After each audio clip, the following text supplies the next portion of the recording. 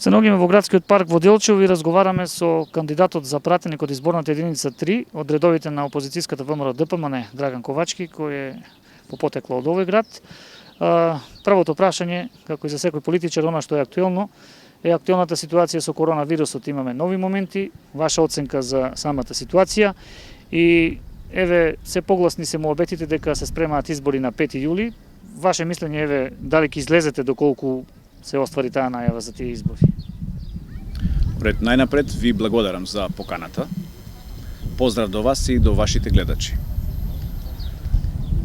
Вака, точно е дека се погласно се зборува за избори, меѓутоа мислам дека во овој момент не е приоритет да зборуваме за датумот за избори. Мислам дека во овој момент приоритет е да се зборува за една друга тема. Таа тема ги мачи нашите граѓани. Ние денеска имаме 175 ново заразени граѓани. Ние во досегашниот период имаме околу 170 мртви, односно починати. Во овој момент јас би се извинил на семејствата на починатите, меѓутоа морам да кажам дека ние во овој момент имаме двојно повеќе од починати од 2001 година, кога имавме несреќен воен конфликт. Во тој конфликт знаете дека имавме промени на началник на генералштаб. Јас очекувам дека е време и во нашата влада да се појави едно такво размислување, дека е потребна одговорност, дека е потребно најодговорниот да понесе одговорност. И внимавајте, не само политичка одговорност, тука зборувам и за кривична одговорност, затоа што станува збор за неодговорност, несовесност. Вие не можете да почнете кампања во вонредна состојба, како што тоа се случи. Тоа се случи во месецот мај, кога што ги погледнавме, значи ги видовме нашите политички противници кои што одеа во кампања. Па после тоа ни се случија овие пикови на болеста.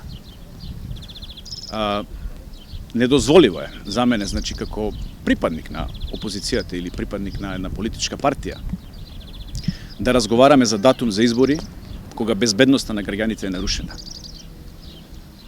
Нема повисоко нешто од тоа граѓанинот да биде безбеден и сигурен. Тогаш кога ќе ги создадеме условите, тогаш би требало да се одржат изборите. Меѓутоа не по наши проценки, значи по проценки на здравствените авторитети. Тие се тие кои што треба да кажат кога и дали може да се одржат изборите. Во текот на вчерашниот ден беше донесена една одлука со законска сила, односно уредба со законска сила од страна на владата на Република Македонија, за која што ние како партија воопшто не бевме консултирани. И од таа страна можете да видите дека на поединци им се брза, на поединци од раководството на Социјалдемократскиот сојуз. Значи не зборувам за целиот Социјалдемократски сојуз. Меѓутоа раководството инсистира на брзи избори. Зошто е тоа така, најдобро е тие да бидат прашани. Зошто го ставаат својот личен интерес пред интересот на граѓаните? Тоа тие треба да го одговорат. Јас толку би имал по тоа прашање. Сведоци сме и на обвинувања кон првите луѓе на вашата партија, денове и за министерот Наки Чулев. Во изминатиот период сведоци бевме на, како да кажам, досега народот се занимаваше, односно го отруја народот, да кажам, со неважни теми, кои што се може би важни, меѓутоа не се важни во овој момент. Се случува да носиме уредба на влада, односно со законска сила, и истите тие функционери кои што ја носат таа уредба за забрана, да кажеме, на движење и за поставување на карантин на градот Скопје, после тоа заминуваат кој во Маврово, кој во Берово и така натака. Тоа е неодговорно. Тоа е несериозно. Нашиот лидер точно е дека бил. Тој се произнесе веќе за таа работа. Тој е подготвен да плати, како што кажа. И тука нема криење. Тоа што го направија со неговото наводно седење, односно криење, бегање, тоа се смешни работи. Тоа не е во ред јавноста се замара со такви работи. Меѓутоа тука покажува еден друг момент. Со тоа се докажува злоупотребата на државните ресурси, односно на службите.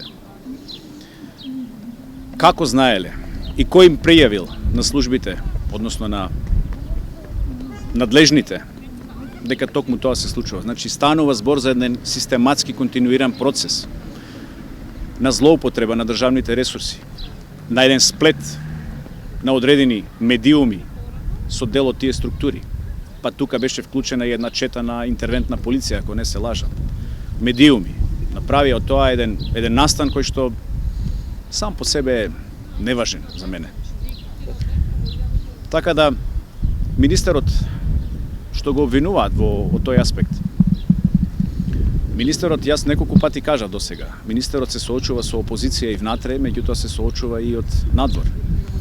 Во тоа министерство ние имаме ситуација кога министерката, односно дополнителната заменичка министерка, не се совпаѓа, односно не ги спроведува насоките од министерот за внатрешни работи. Директорот на бирото на БЈБ во еден наврат дури излезе со оценка дека началниците на сектори биле незадоволни од министерот. Внимавајте, па како може тоа да се случи? Зарем може, споредба доаѓам од армијата. Командантите на единиците сега да излезат со некаков собствен став по однос на тоа што министерката за одбрана се сликаше под амблемот на УЧК. Тоа ли требаше да го направат командантите? Командантите не се виновни. Виновен е тој што тоа го направил. Така да, таа паралела мислам е добра за да се спореди и да се донесе заклучок дали е некој виновен или не е виновен. Така да се навратиме значи на изборите кои што се се погласни, имаше деновиве своја изјава и еврокомесарот во Македонија како треба да се спроведат, доколку се спроведат. Еве да речеме доколку би имало избори, што е она со што ќе се представите пред граѓаните за да ја добиете нивната доверба, имајќи предвид дека сте кандидат за пратеник од изборната единица 3, тоа значи од општина Делчев. Така, во ред, реков уште на почетокот, не е во ред да зборуваме за избори и за нашата кампања, да ја представуваме нашата програма, која што се уште значи не е почната официјално. Меѓутоа, сакам граѓаните да знаат една работа. Пред да почнеме и пред да ја понудиме нашата програма, ние направивме анализа. И анализа комплетна на општеството на државата. Тука согледавме неколку параметри. Првиот параметар, тоа е владењето на правото, односно невладењето на правото. Ние немаме правна држава, за жал. Ние имавме ситуација кога тој што требаше да го реформира судството, кое што е символ на правдата, се постави за председател на реформското тело. Тоа е поранешниот премиер господинот Зоран Заев. И затоа видовме до каде стигнаа тие реформи. Во Македонија владее принципот на неказнивост. Не се одговара па скоро за ништо. Одговараат обичните граѓани. Така речено, големите риби во наводници владеат со судството, владеат со државата. На тоа мора да се стави крај. Граѓаните мора да бидат еднакви пред законот. Впрочем, тоа е и суштината на демократијата. Демократија е тоа што важи за владата, тоа да важи и за народот. Се спротивно е недемократија и некој друг систем на уредување. Втората работа која што влезе во анализата е невработеноста, односно безперспективноста на народот. Зошто имаме толку невработени и зошто немаме каде да се вработат? Зошто ние на истокот немаме ни еден индустријски капацитет во кој што можеме да ги вработиме нашите граѓани? Зошто бегаат? Зошто?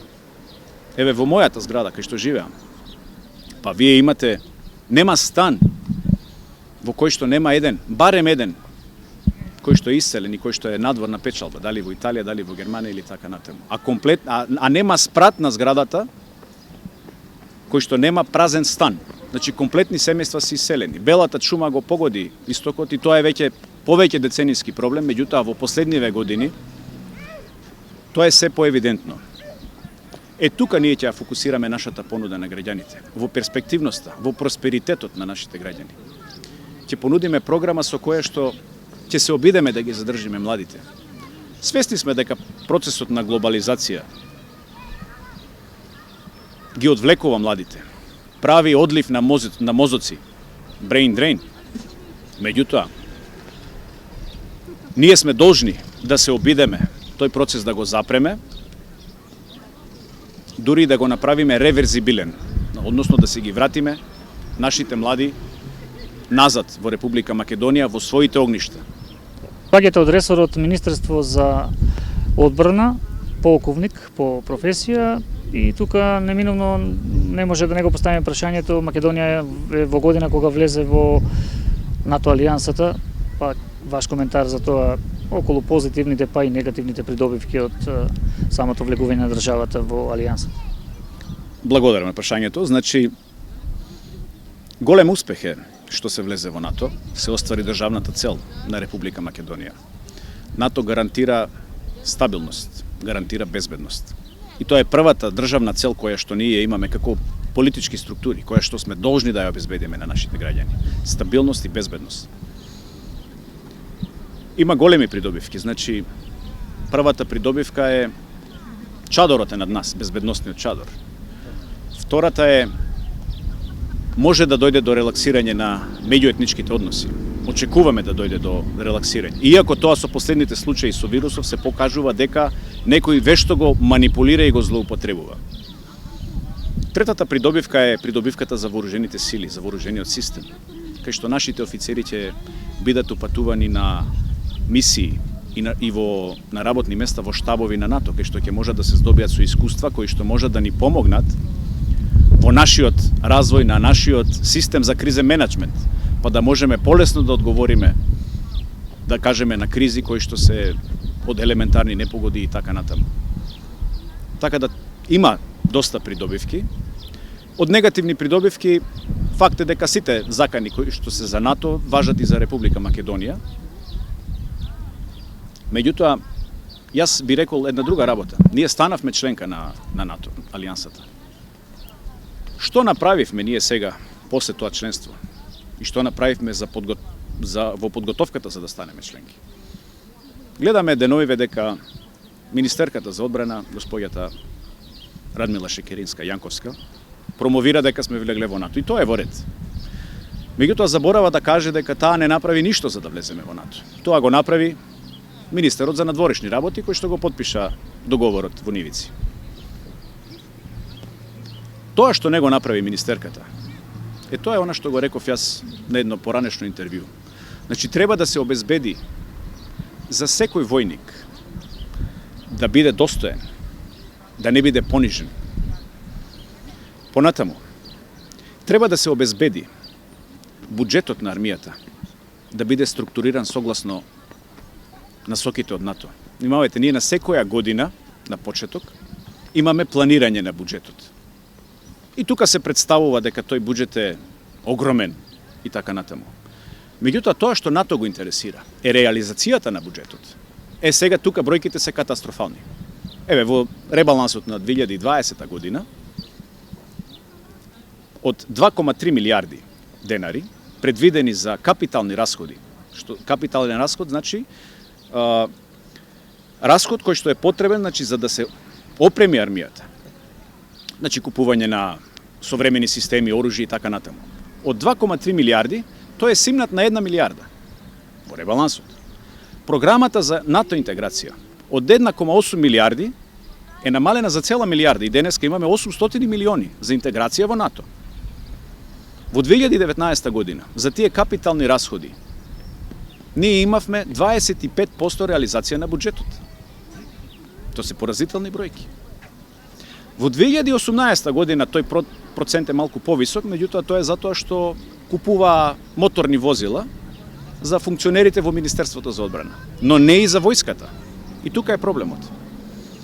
Така да многу малку правиме на планот за интеграција во НАТО, повеќе станува збор за шминка, така да наречам, со народски јазик да се изразам, и мислам дека тука мора сериозно да се поработи, мора тука да дојдат стручни лица кои што ја разбираат работата и кои што нема да приоѓаат политички на процесот, туку ќе придат професионално на процесот. Така, кон крај сме на нашиот разговор, како за последно би рекле, еден апел до граѓаните, ги кажавте ставовите за изборите, што ќе им порачате во овие чувствителни моменти би рекле, ако сепак се отворат изборите, која ќе биде вашата порака? И доколку и ви учествувате на нив? Ние секако ќе учествуваме на изборите, затоа што ние сме подготвени да ја преземе власта. Меѓутоа, во овој момент, бидејќи реков, изборите не се приоритет за ВМРО ДПМН и коалицијата за обнова на Македонија, јас на граѓаните би им порачал добра мисла и да имаат добро здравје. Се што ќе порачам повеќе од тоа, мислам дека е непотребно.